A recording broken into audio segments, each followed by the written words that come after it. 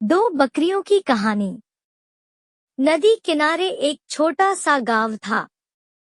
गांव में रहने वाले लोगों ने नदी पार करने के लिए उस पर एक पुल बनाया हुआ था।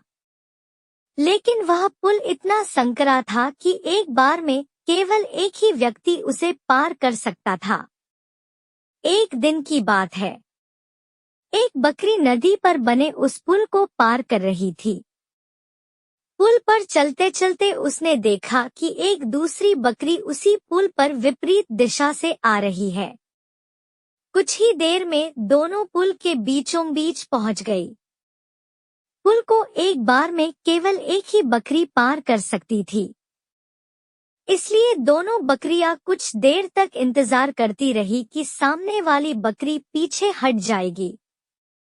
लेकिन ऐसा नहीं हुआ। दोनों में से कोई भी अपनी जगह से नहीं हिली, बल्कि अकड़कर खड़ी रही। तब एक बकरी दूसरी बकरी से बोली, तुम मुझे जाने का रास्ता दो, क्योंकि मैं तुमसे बड़ी हूँ। इस बात पर दूसरी बकरी हंस पड़ी और बोली, होगी तुम मुझसे बड़ी, लेकिन मैं तुमसे कहीं ज्यादा ताकतवर हूँ। मैं तुमसे जल्दी ये पुल पार कर लूंगी, इसलिए तुम मुझे रास्ता दो। पहली बकरी बोली, मैं तुमसे बड़ी भी हूँ और ताकतवर भी, इसलिए हट जाओ। कुछ देर तक दोनों में इस बात पर बहस होती रही कि दोनों में कौन ज्यादा ताकतवर है। फिर बहस लड़ाई में बदल गई। दोनों अपनी सींगों से एक दूसरे पर वार करने लगी। धीरे धीरे उनकी लड़ाई बहुत बढ़ गई। परिणाम ये हुआ कि उनका संतुलन बिगड़ा और वे दोनों पुल से नीचे नदी में जा गिरी। नीचे नदी की तेज धार उनको बहा ले गई और अंततः दोनों मर गई। कुछ देर बाद दो और बकरियां विपरीत दिशा से उस पुल पर चलते हुए आई और बहस करने लगी कि कौन पीछे हटेगी और कौन दूसरे को रास्ता देगी। इस बार एक बकरी ने समझदारी से काम लिया और कुछ देर सोचकर दूसरी बकरी से बोली, ये पुल बहुत संकरा है। इसे एक बार में कोई एक ही पार कर सकता है। यदि हमने लड़ने की मूर्खता की, तो नदी में गिरकर अपनी जान गंवा देंगी। इसलिए ऐसा करते हैं कि मैं पुल पर लेट जाती हूँ। तुम मुझे लांघ कर दूसरी ओर चले जाना। दूसरी बकरी को भी ये बात समझदारी भरी लगी।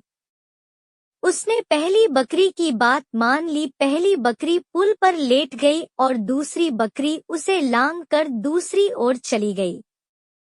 इस तरह दोनों ने पुल पार कर लिया। सीख: एक, गुस्सा और अहंकार बर्बादी की ओर ले जाता है। 2, वहीं समझदारी से काम लेने पर हर समस्या का समाधान निकल आता है। तेनालीराम की कहानी। तेनाली रामलिंगाचार्युल का जन्म 16वीं सदी के प्रारंभ में थुमलुरु गांव में एक तेलगी भट्ट ब्राह्मण परिवार में हुआ था। हालांकि एक लोकप्रिय धारणानुसार उनका जन्म तेनाली नामक गांव में हुआ था। तेनाली राम का जन्म नाम रामाकृष्णा शर्मा था। उनके पिता गरालपति रामैया गांव के मंदिर में पुजारी थे। बाल्यकाल में ही पिता का साया तेनाली राम के सिर से उठ गया और माता लक्ष्मम्मा द्वारा उनका पालन पोषण किया गया। औपचारिक शिक्षा तेनाली राम ने कभी प्राप्त नहीं की, किंतु वे बचपन से ही कुशाग्र बुद्धि थे। उनकी वाक्पटुता का तो कोई जवाब ही नहीं था। नटखट तो इतने थे कि कोई भी उनकी शरारतों से बच नहीं पाता था। एक दिन तेनाली राम की भेंट गांव के एक ज्ञानी संत से हुई। संत ने उन्हें एक मंत्र देते हुए कहा, पुत्र, गांव के काली मंदिर में जाकर इस मंत्र का 1,00,000 बार जाप करो। इससे काली माता प्रसन्न हो जाएंगी और तुम्हें दर्शन देकर वरदान प्रदान करेंगी। तेनाली राम तुरंत काली मंदिर गए और वहां संत द्वारा दिए मंत्र का जाप करने लगे। जैसे ही 1,00,000 जाप पूरे हुए, काली माता अपने 100 मुख के भयंकर स्वरूप में उनके समक्ष प्रकट हुई। काली माता का भयंकर स्वरूप देख कोई भी सामान्य बालक भयभीत हो जाता, किंतु तेनालीराम भयभीत होने के स्थान पर जोर जोर से हंसने लगे। जब काली माता ने हंसने का कारण पूछा तो वे बोले, माता, मेरी तो मात्र एक ही नाक है। जब मुझे जुकाम हो जाता है तो मैं तो परेशान हो जाता हूँ।